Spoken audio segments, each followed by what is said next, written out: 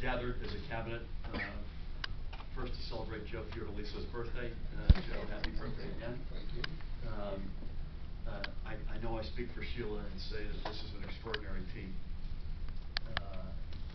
And the richness and experience, diversity, life experiences, both in government in many cases, elected politics, but also outside. Deep New Jersey experience, also with a heavy dose of national and experience from other states.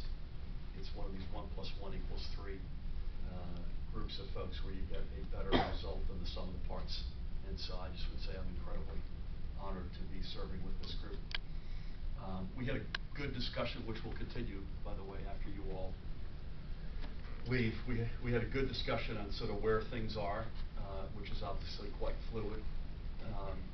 I think we all reiterated and reminded ourselves why it is that we're here, why we got elected, why we have chosen to serve alongside each other, which is to dig out of the mess of the past 8 years to make a historic statement about the revival and renaissance of the middle class of the state, and importantly of the dreams of those, as I was growing up, looking up, hoping one day to get into the middle class, and I would say in particular, in that respect, in our urban communities.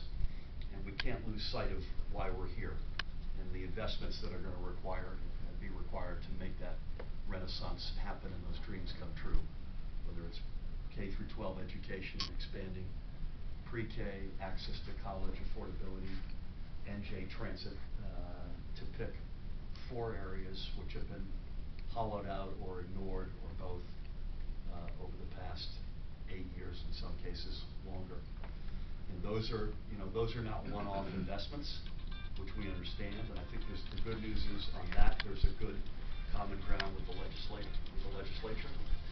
But when you don't have a one-off investment, it's a long-term sustained plan.